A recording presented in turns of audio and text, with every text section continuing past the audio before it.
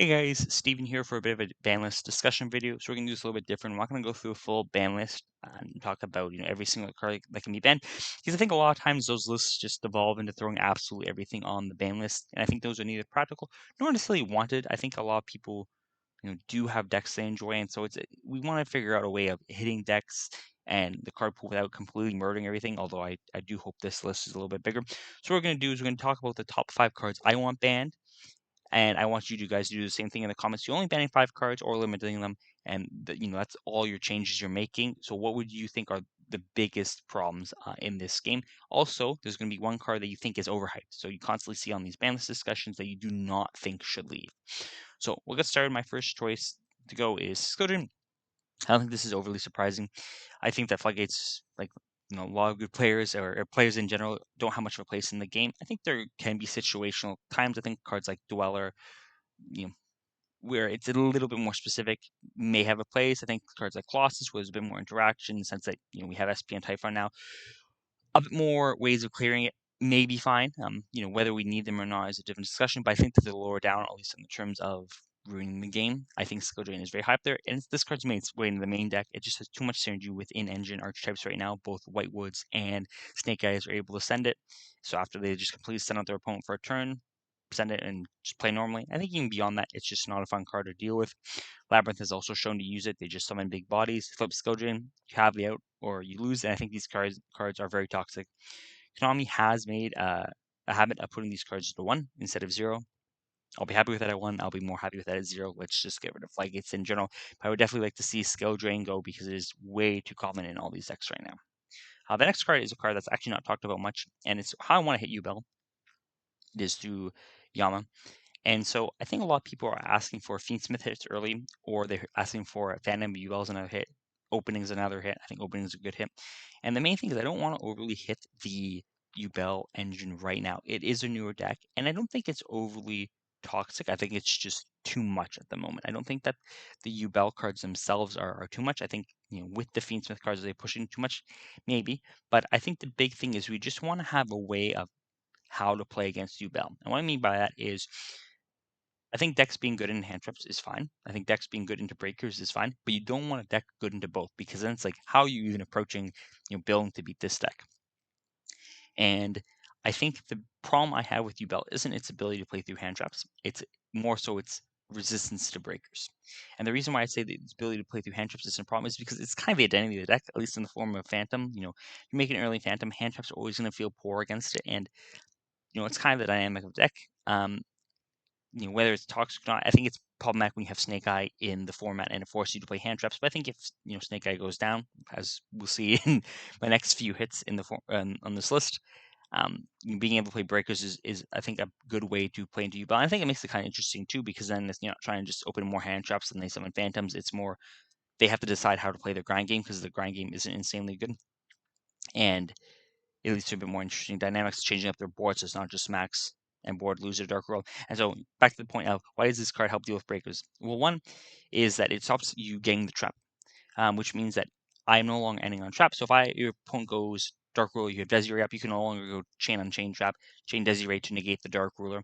And so without that combo, if your opponent opens Dark Ruler and you have your full board, cool, your board's now no interruptions. And so it forces your opponent to play differently. It forces you to play perhaps more mid and try to look for other kind of strategies, or just max board and play for fall. It forces your opponent to play differently as opposed to just unload everything else, which I think is a very positive thing. Allowing breakers and having a strategy against you able to work. The other thing with this card is just insane in general. Like it going into rage. Rage is a very, very strong card, especially when it's disruptions in the grave. So even if I have a Dark Ruler resolve, I double Dark Ruler them. I guess double Dark Ruler won't work, but if you have a way of clearing the board and all they have is the rage, rage is links off one of your opponent's monsters, goes in the SP banish another one, and you still have another SP banish. So it's essentially removing 3 bodies, and you can't ever swing over the rage because then they just get Yama to trigger to float it back. It just does too much by itself. So it's a combination of just the Unchained cards being very, very good, as well as the fact that it allows it to beat cards like Dark Ruler and Droplets. I would be very happy to see Yama go. And this is a hit that I haven't seen talked about in the other videos, but I do think it's the way that you should hit Yubel. And it's kind of the added bonus of you're not really hitting any of the newer cards, but it still does address one of the kind of main problems with Yubel, I mean, being good against breakers and against hand traps. So next card is Beatrice. This card's at 1 currently. Let's get rid of it. I think before last weekend, I was somewhat hesitant on putting this in the top 5, mainly because I don't think that this card sending ending pieces is the end of the world. If someone goes to me with the cards, send a hydrant, it's the end of the world. No, I'm not overly concerned. They go send you bell cards. Like, I'm not overly concerned. It's good. It's very good. Let them link climb while getting to engine, but I'm not overly upset when my opponent's using cards to get to an engine to make some board. What is concerning is what this card does when it sends non-engine. So when it sends blue tiers, completely ridiculous. We're able to search DBR, especially off one card that isn't, specifically in some trap deck. Just the opponent makes their full Snake Eye board, full Yubel board. They're searching for an additional trap on top. You have the FTKs that are existing now, that top Sacramento, which really put this card on my list. It just does too much. The Fiend Smith cards are good, and I think they'll be good without this card. They're still good for link climbing, and they'll still be good for engines to go into the Fiend Smith card with Closed Moon. But I think this is the problem with Fiend Smith. Just sending the degenerate cards is too much for the format. It's you can beat those degenerate cards a lot of times. I was beating D-Barry and Denpai, but hopefully take the power level down a bit and get rid of having to deal with these degenerate cards as much, especially when my opponent's not hard drawing them. They're just getting it to engine. And again, like I said with the Yama hit, this is letting breakers be more interesting. So we're not just forced to play these hand trap wars of starter, hand trap, Fiend Smith, hand trap. It allows us to actually play breakers when we're getting rid of some of the more annoying answers to breakers. So number 2 is going to be Apollo. I think this card has been around long enough, and I can't really ever remember a time where this card was in the game and it wasn't just degenerate. I think early on when Nib was released, this card was good in the game to exist because you would nib early and it would do something because they wouldn't be able to make Apollo and they would make a half board afterwards. But the game's power corrupt enough where they're just making Apollo so freely, you're forced to nib early and they just do too much after the fact. And I think that the other degenerate thing is now that SP is a card, it makes IP a lot more viable and it leads to these games where you're not even successfully able to swing over the Apollo. They just have a 24 mana Apollo, even 16 mana Apollo sometimes, and you can't clear it. You do not have the luxury of going battle phase to clear it because there's just so many ways of protecting it. Fan of Yubel with Nightmare Pain is another way of protecting it. You're getting 3 interruptions off one card. It is not balanced card. We saw these other kind of extra deck staples hit in the form of Savage and Baron, and I would very much like this card to follow along. It is doing too much. It also makes hand trapping worse because you can't ever hold hand traps because if they summon an Apollo, it's like, well, now they're dead unless you're layering them. But then now your opponent's in a position where they don't feel good, where you're just getting Nib Daler with Apollo. I think it's much better if you have engine to play through hand traps as opposed to just resorting to this. So overall, disgusting card, and I very much hope this is the time for it to go. I also think this card is a card that should have gone earlier, because if we didn't have this card for the second half of Snake Eye format, if this card left with Bear and Savage bands, completely different format, I think a lot more interesting. But we have these last few months, hopefully no more. And before we get to the card number 1 card I want banned, I'm going to talk about a card that is, I think, overrated in terms of bans, and that is IP. And so a lot of people are saying they want this card banned, and mainly I think it's a combination with IP and SP that they want banned. And so why am I saying against this? And it's something I was thinking about, but what we have coming out soon is the Molchummies, mainly the better one, the extra one, and we want some way of being able to make half boards that have some form of good interruption under these Molchummies. You don't want to give your opponents too many draws, but at the same time, you want to be able to make a board that is somewhat formidable. And I think that the easiest way to do that is with IP. And so before I started testing or thinking about when I was playing at Y6 Niagara in Roto format, this card was a bit higher up on my list to get banned. But I realized a lot of the times I'm thinking about how to combo through this Molchummy, which summons anytime they draw from the deck or extra deck. Once I started thinking about that, I realized that IP is actually a very fair answer to that. And I think that because of how well this card answers this, it makes it into an interesting game state because you're still ending up with, a fair bit of interruptions just off the IP, but your opponent is, more than happy ending on IP with you ending on IP pass.